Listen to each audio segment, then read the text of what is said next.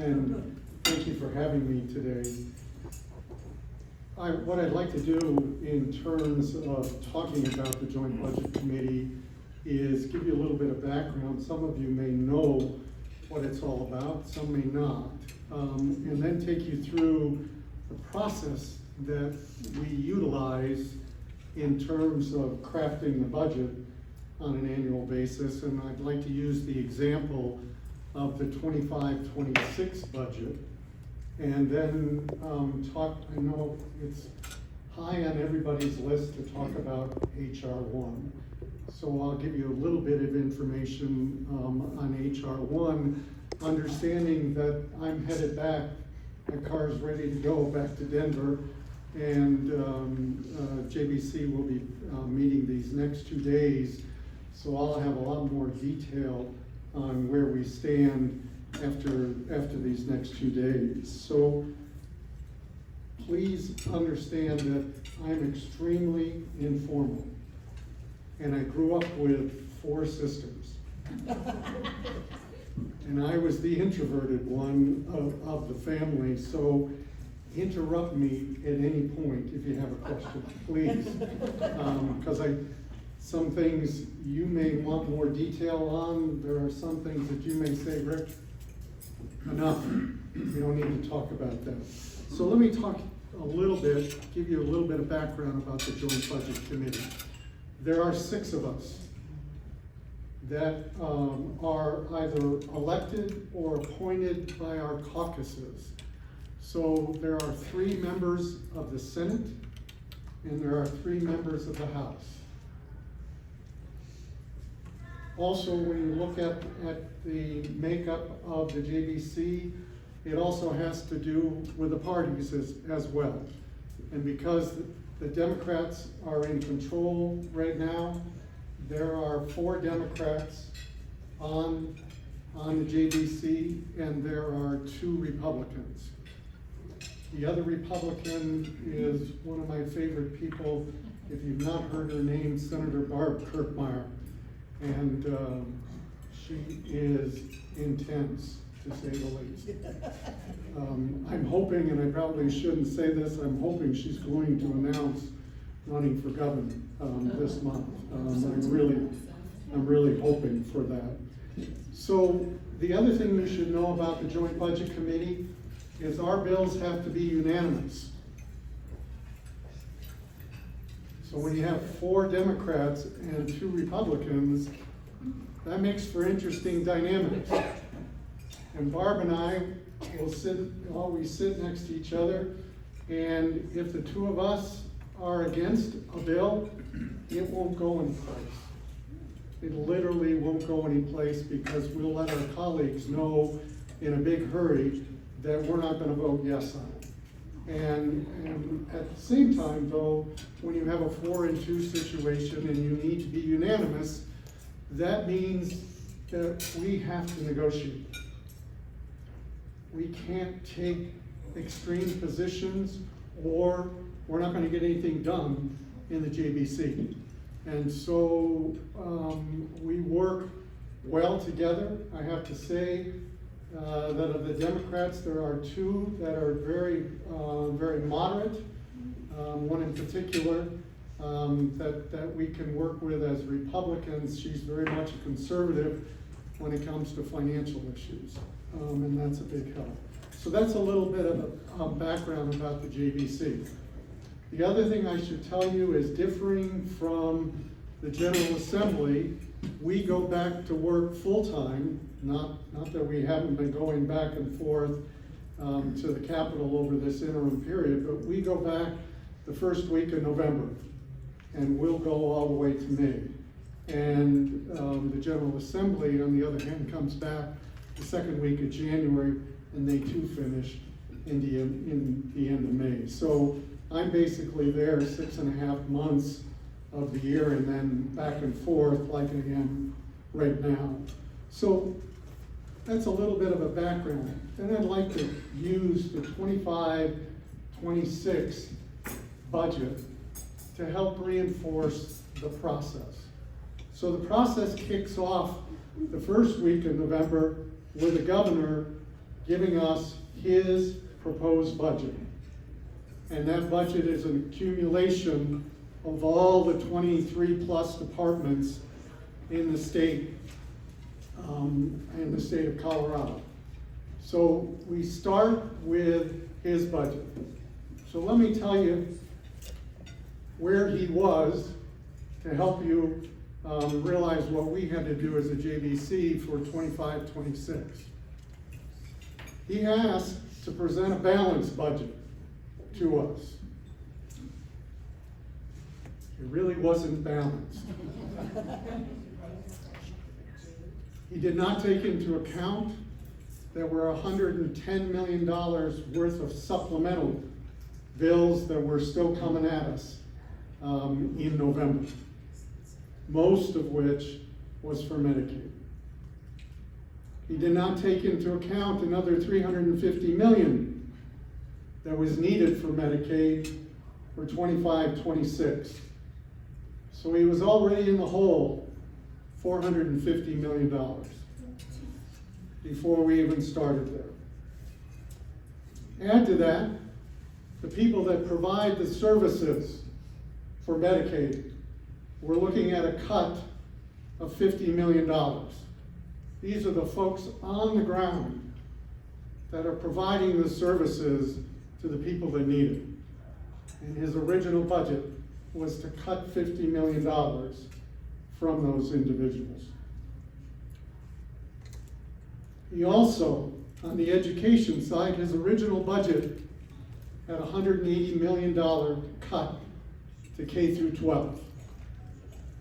$180 million after we had worked so hard to change a formula to help District 51, he was going to in fact push that further out.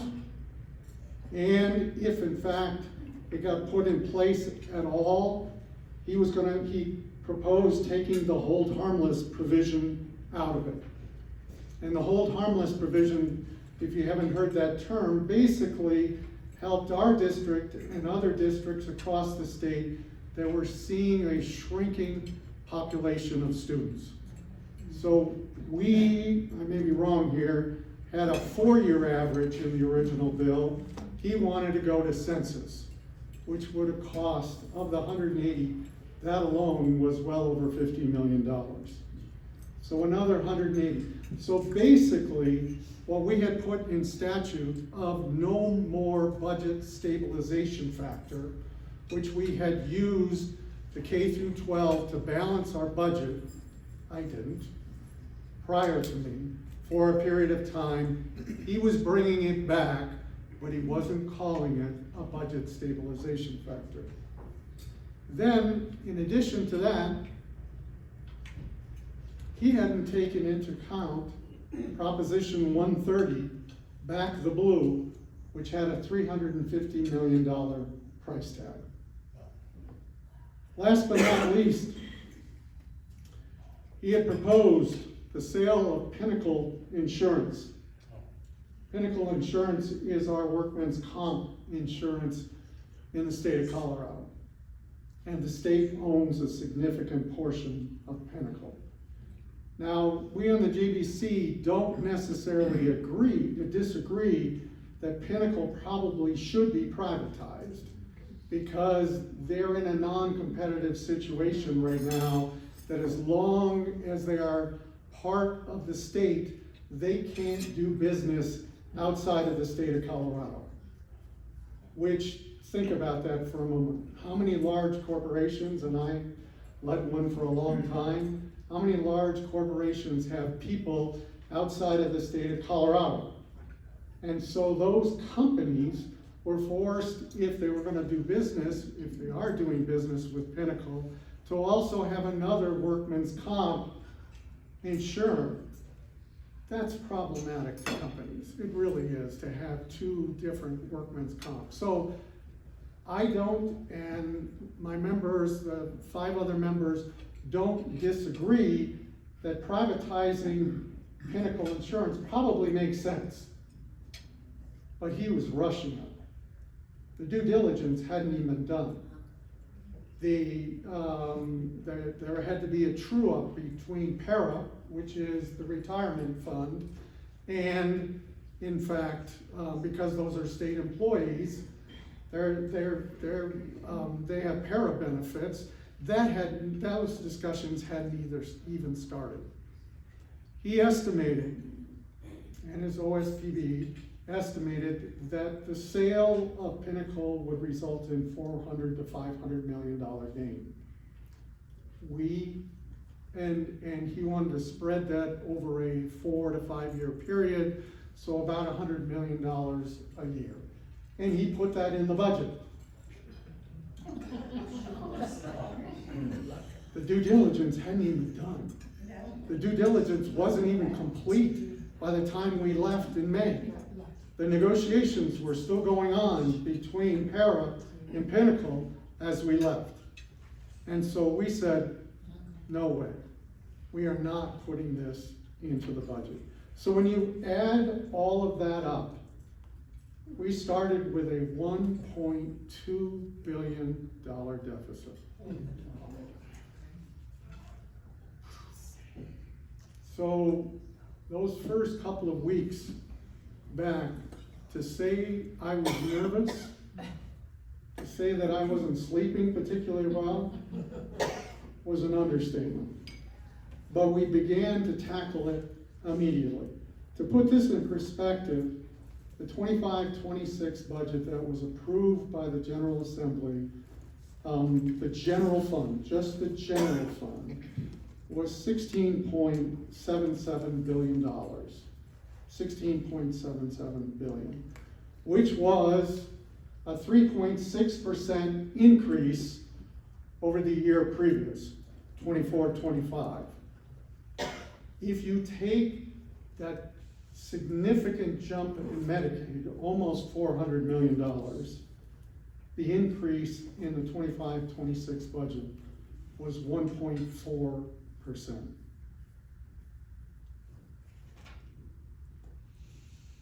Not a small amount of money, but a lot less than where we started. So how did we do it? Well, we started by looking at cash funds, because there's a significant amount of cash funds that come in from various sources of revenue. Some of it can be federal, some can be from the general fund, some can be from fees, et cetera, et cetera. We found $400 million there of excess, basically excess reserves in those cash funds. We also took the interest from those, because in many cases, they were initiated by the general fund, and we didn't want to touch the corpus, the principal, so we did in fact take $400 million. We had to reduce, unfortunately, capital spending and IT spending to the tune of about $330 million, which we had over the last few years put quite a bit into capital. Capital are state buildings. Big one are university buildings, because those are all state-owned as well, if they're state universities. So we found $330 million there. We reclassified some revenue at $152 million, and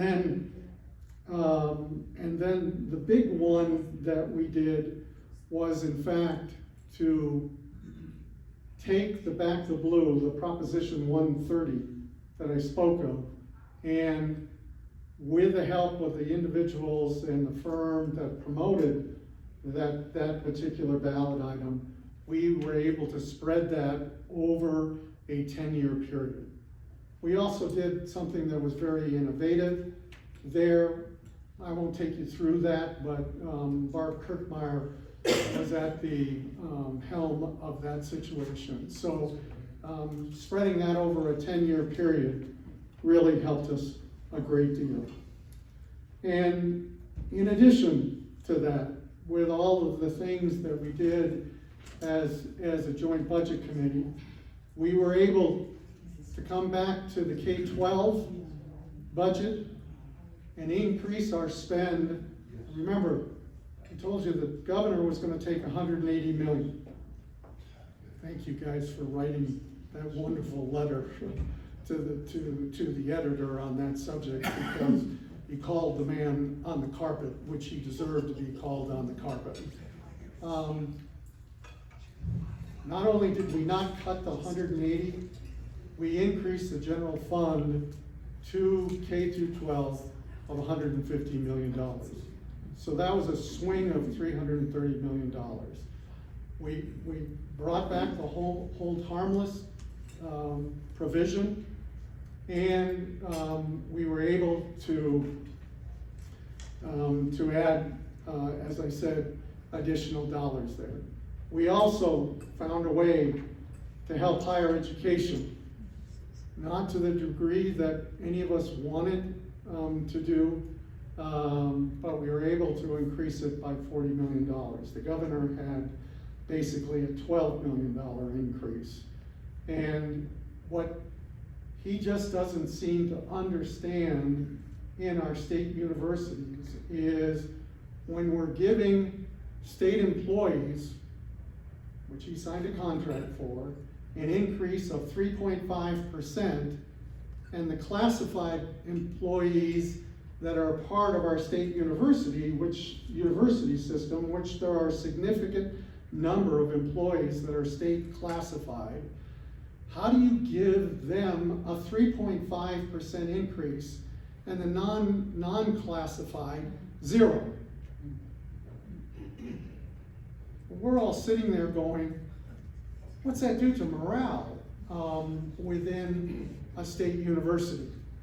And so we brought an additional $40 million that was primarily there to help them in that particular situation. So that's kind of a summary of what took place. By the time we were finished, we found the $1.2 billion, as I said. We were able to increase, and I forgot one key thing. I probably forgot a lot of key things, but one that comes to mind right now. We were able to increase the Medicaid provider rate by 1.6%. We worked hard to do that. Both Senator Kirkmeyer and I really wanted to get that at 2%, because when you're paying your state employees an increase of 3.5%, and you're only paying your providers, well, the governor wanted to cut $50 million, so it was a decrease. But both of us wanted to be in the 2 to 2.5%. We just couldn't get there and balance the budget. When we left there, on basically May 8th, I believe, May 9th, 7th. So when we left there, we had a balanced budget with a 15% reserve, which is by statute what we have to do when we balance our budget. So now let me take you to where we are today. Please, these numbers, there are numbers being floated everywhere, and I'm not going to believe the numbers until our JBC staff and legislative council presents them to us tomorrow.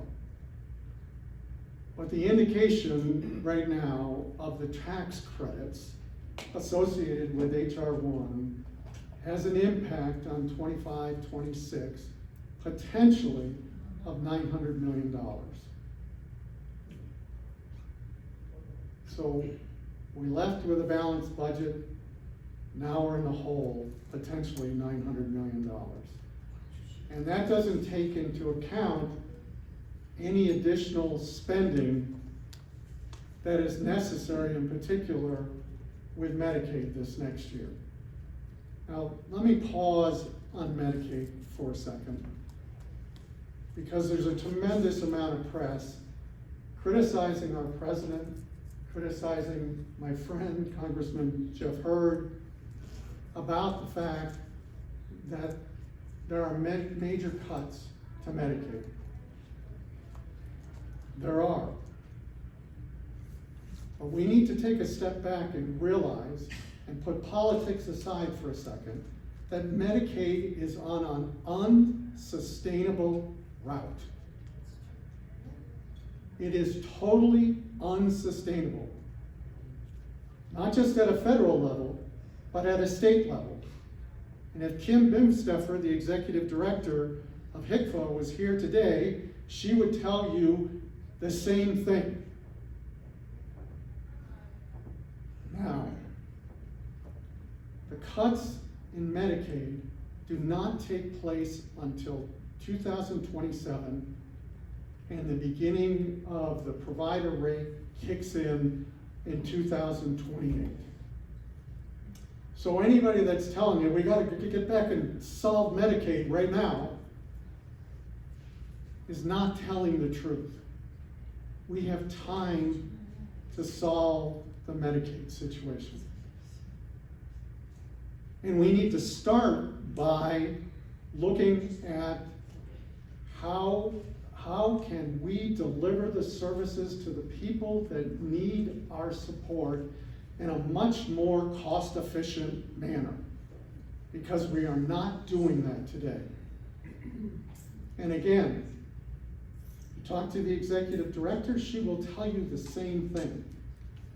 Now, I may disagree with her that we're gonna have to be more aggressive than she is indicating, but we're going to have to bring down the cost of our administration, the cost of our bureaucracy, so that we minimize the impact on the people that need Medicaid.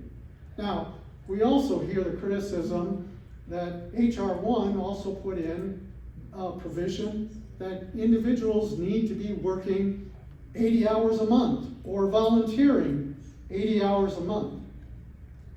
If they can. Not all people can, with disabilities and other issues. That's taken into account.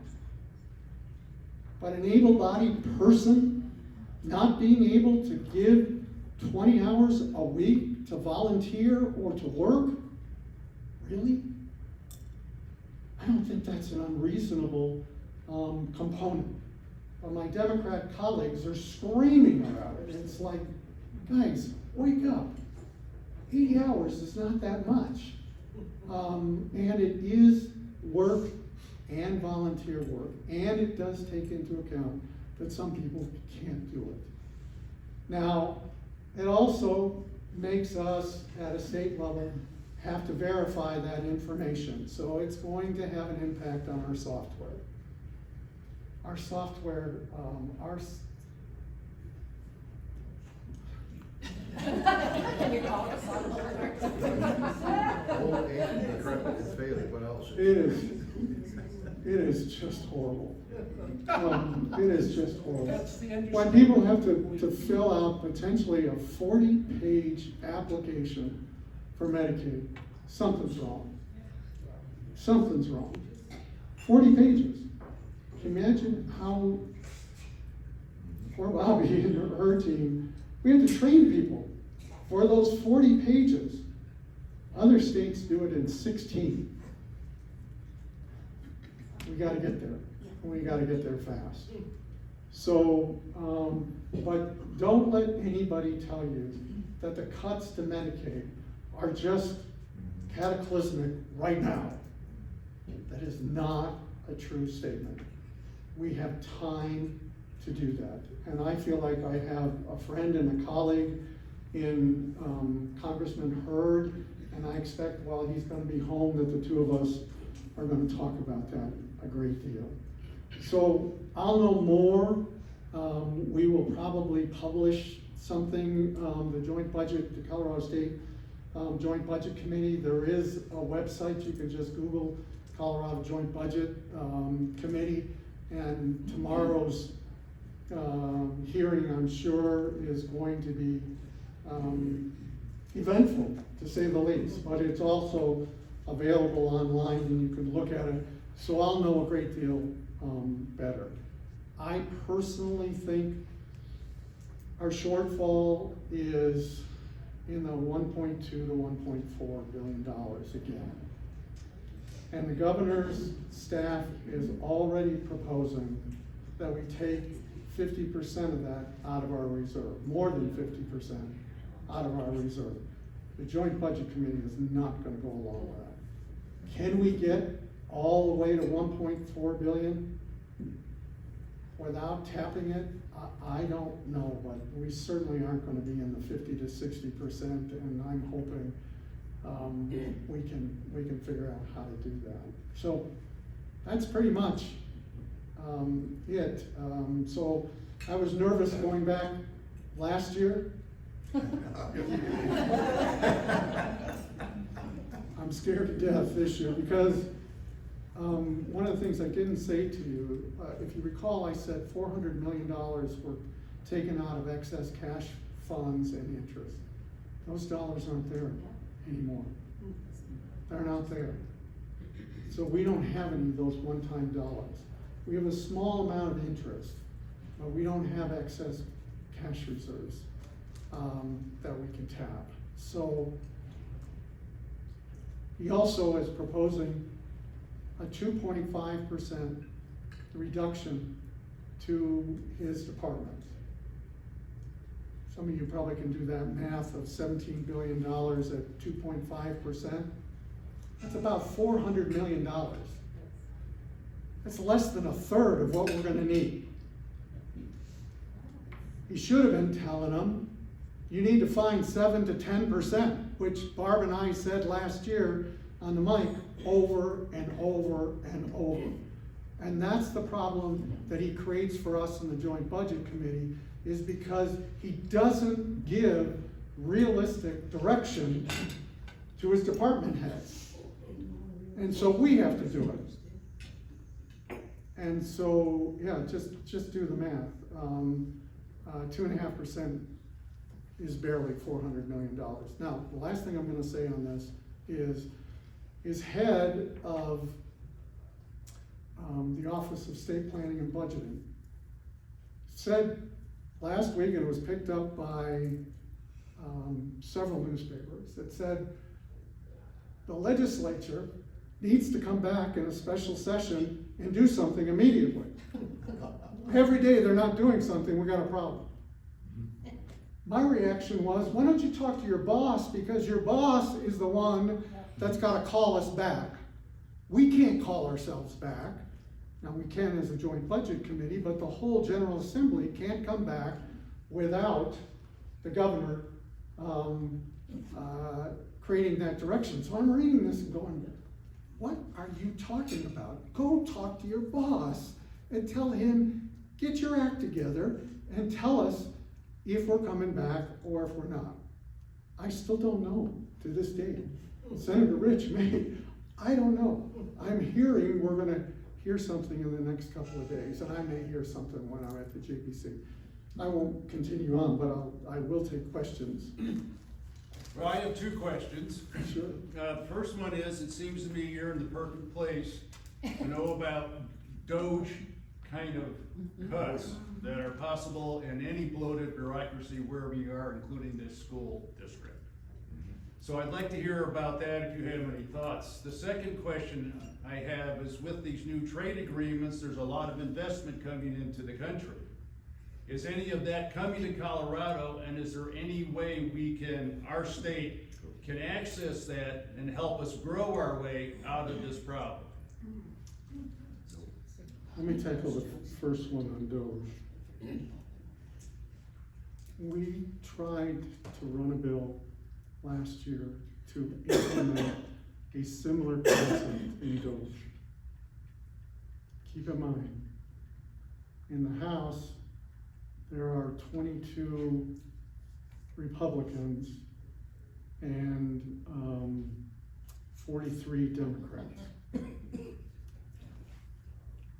Senator Rich, it's 12 and 23 to 12. 23 to 12. I can't remember whether that bill started in the House or the Senate. It did start in the Senate. It didn't get on committee. Well, my question is, because of your knowledge of the position you have knowledge of, intimate knowledge of what's going on.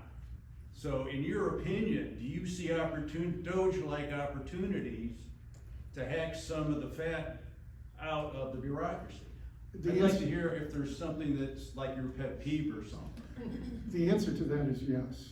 I think as a joint budget committee, the direction we're gonna give in the first briefings, if they're not serious with their numbers, and I truly mean, if they're not serious with their numbers, they're gonna find the two of us as Republicans just bears to deal with. Cause we're gonna send them back. And we're gonna say, you are not gonna take this out of the reserve. You're going to have to cut your budgets. Whether you like it or not, you're gonna have to cut your budgets. And some of that comes, and Senator Rich does this better than I. We have a great deal of increase in our infrastructure, in our bureaucracy, because of ARPA funds. ARPA funds were supposed to be one time, and then done. Jim Warren. Is that what took place? No. The answer is no. We have two brand new departments. One of which I have no use for whatsoever. I won't tell you which one. And I just as soon it go away and the services that they provide to children, which is critical, come back into the department where it was spun out of. I have no use for those folks. Their bureaucracy to the nth degree. And then there's another one in addition to that I won't speak of right now. So all I can tell you is that it's not gonna get out of the GBC this year without really serious cuts. And anybody that thinks 2.5% and tapping the reserve for upwards of $1 billion has got their head on sideways. There is no way we're gonna agree to that. No way in the world we're gonna agree to that. The second one. Can we grow our way to a better economy? The answer to that is yes. We are in a very, very good position for high technology types of companies. We have passed legislation to support those folks. Unfortunately, the Democrats passed a bill on AI that's gonna cause serious problems. And those companies that are developing that, and we won't get into, please, I know there are pros and cons of AI. But in this particular case, this particular bill is gonna stop the development of AI with many companies in Colorado. And so that's gonna be one of the issues, I think, on the special session I don't know if it's to totally repeal that bill or modify that bill, but we've gotta do something because that world of high tech is important, and we have major institutions across the state that are very much engaged in high-tech manufacturing and services, and we need to do everything we can to promote those folks coming. And other states are Colorado. doing it, like Wyoming just announced that they were gonna do it, and they have coal and they have power. So, South Dakota, North Dakota, so. So I know we've got several other people in the room that have questions, so. Go ahead, I'll go here and then I'll come over here. Jim Hargis, perennial gadfly. I really appreciate all the efforts you've done and the knowledge you just imparted, but I would like to suggest two more things that are gonna happen. Midterm elections for you, for all the people in the House and Senate. Some of them are gonna get reelected and a lot of them won't, because they'll be against the Republican majority that is in this state, which means get out the vote, guys. Okay, number two, once upon a time, we had what was called the CHIPS Act, which was a surcharge paid by the insurance company to provide and support the state's Medicare and, state's Medicare or Medicaid, I don't forget which. And it was very nice, very affordable. It did not, it of course had to happen, but that was ripped away. by the governor's version of Medicare and Medicaid. Is there any way of getting some other repeal of the governor's disastrous, quote, private insurance alternative? I would like to tell you that there is, Okay. but until We change, until the governorship changes, yeah. you know, maybe Senator Rich is more optimistic than I am, but, you know, trying to modify his agenda, we're gonna modify his budget agenda without question. Yeah, because that's our, you know, the role of the legislature is fiscal Yes. responsibility. And representing the people. And so, but in terms of repealing or bringing back programs that he axed, almost impossible, we can't get it out of committee. Okay. So Okay. can we Thank you move very on to, we've got some Yeah, other thank you personnel very much. questions. George? Hi, Rick, thank you for serving.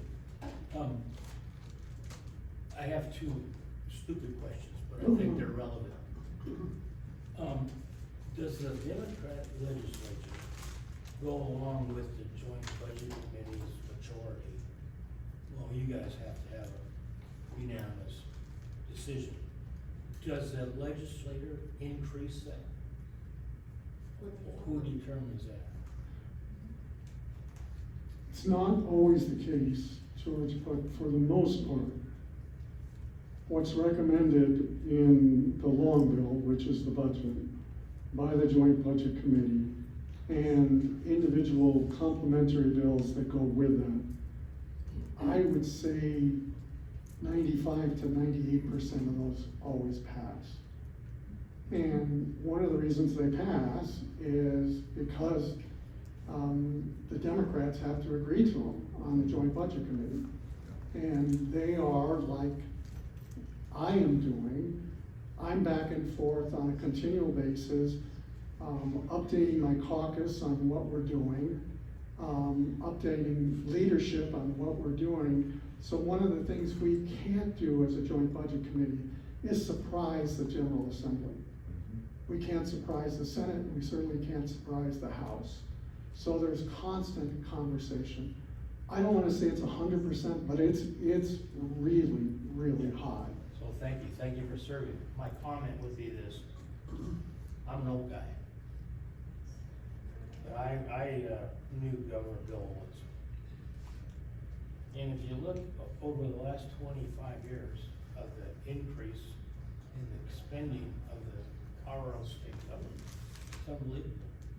And it's very simple, the cause and effect is simple. We haven't had a Republican governor in the state of Colorado for 25 years. Right. And unless that changes, we're still gonna be in the same situation. Now, Rick, I think, and you know, I'm a retired dentist, and I was actually appointed on the old age pension fund. You know, the state of Colorado had a non-government entity that served the elderly, and I don't wanna go, there's too many people who need questions, but that was funded by the state, and it had no Medicaid involvement, but they took it away, so. I think Bernie has a question, and that probably is gonna be the last question of the session. Thanks for doing this, it's really informative. I have two quick questions. Can the JBC stop any budget bill? Like you and Barbara Kirkmeyer, are you allowed to be able with your two votes to stop it going forward? Let me qualify that. Okay. If it's initiated through the Joint Budget Committee, Okay, we can kill it. okay, If a budgetary increase comes by way of the General Assembly, we can't. okay. We're just 6 votes. And that's one of the problems, is that Right, I the get it. Democrats have been spending money like drunken sailors. Right. We can't stop that other than as Republicans to vote Right. against it. My second question is, my understanding, July 25th, at the Senate Health Committee, Denver Health testified that half of the Medicaid recipients are illegals. I haven't heard you mention illegals at all, and That's that is what I- defined by they have no billing history, social security number, or way to pay. Can you say how many illegals are getting Medicaid in the state? I can't tell you the number off the top of my head, I can get that. Okay, But I don't know it off the top of my head. The last number I heard right. was about 100,000 individuals. But please don't quote Right. me on that. Unfortunately for Denver Health, they are the provider, to that the largest part of that population.